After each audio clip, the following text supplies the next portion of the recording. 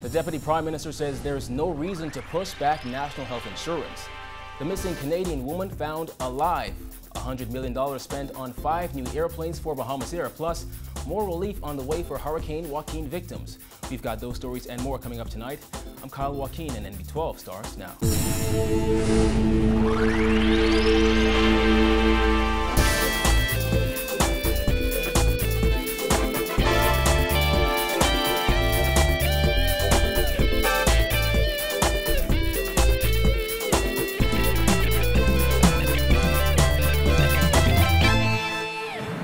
Again to NB12. After much concern over whether the government will be ready to roll out the first phase of national health insurance on January 1st, Acting Prime Minister Philip Brave Davis said today the government is listening to those concerns, but asserted that he sees no reason for a delay.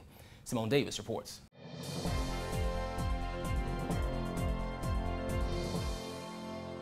The Deputy Prime Minister said as it stands, the government currently has no plans to delay the implementation of NHI.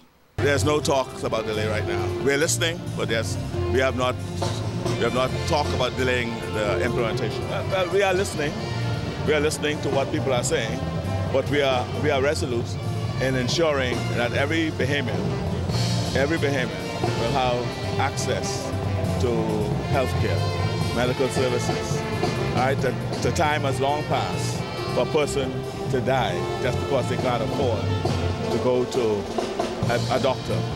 The time has long passed that a citizen of this country has to choose between whether to pay a child's school fee or buy food rather than go and attend a doctor to take care of their health.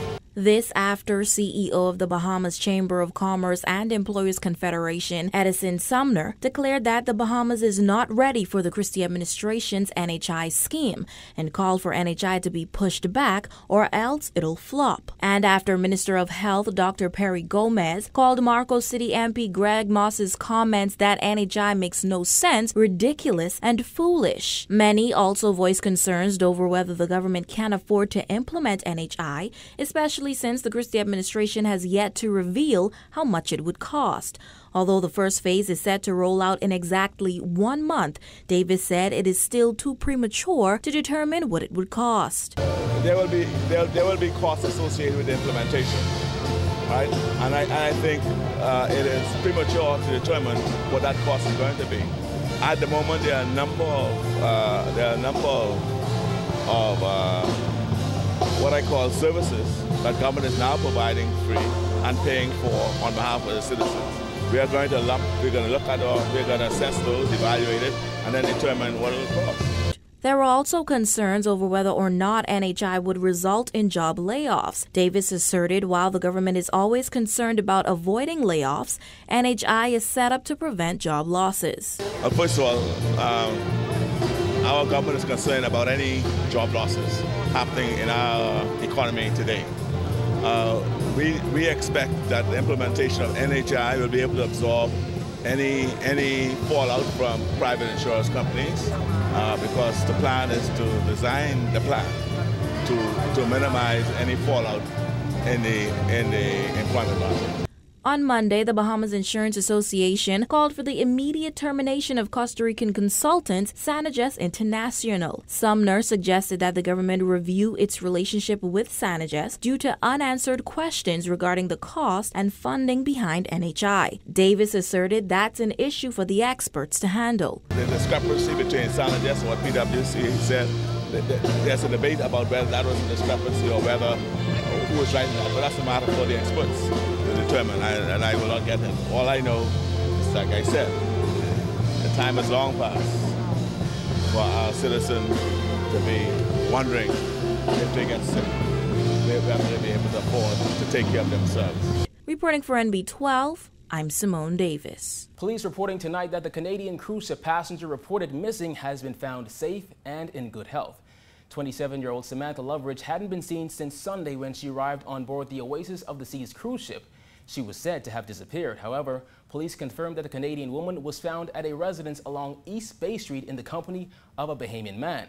She has been turned over to the Canadian consulate. Police say no charges are expected to be filed. Well, the government has invested $100 million on 5 new airplanes for Bahamas Air, according to Acting Prime Minister Philip Davis, who said the Christie administration is working on upgrading the nation's airline and enhancing the tourism industry.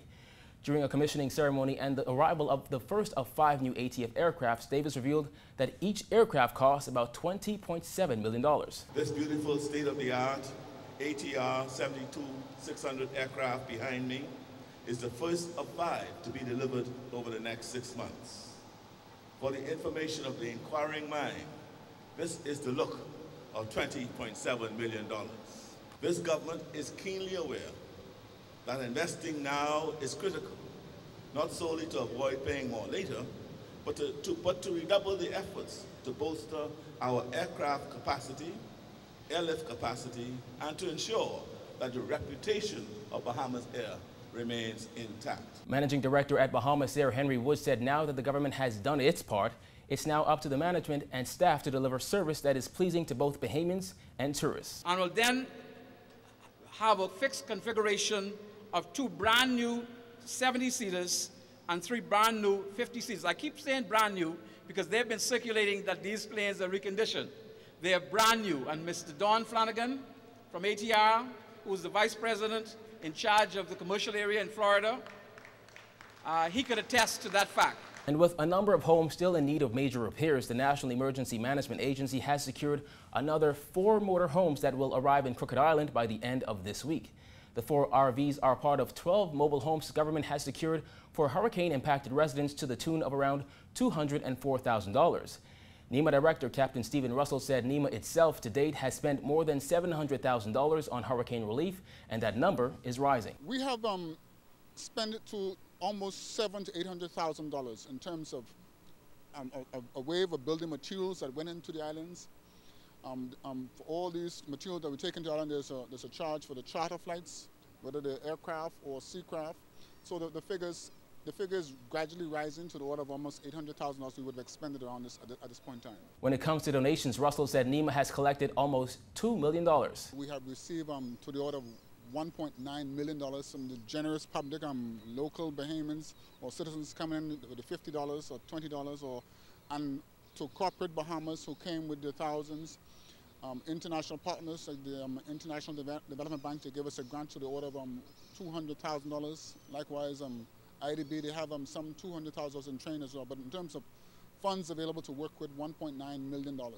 2 months after Hurricane Joaquin ripped through the central and southeast Bahamas, NEMA's hurricane rebuilding efforts continue. Russell said things are getting better in the hurricane-impacted islands, but there's still a lot of work left to be done, especially in terms of rebuilding.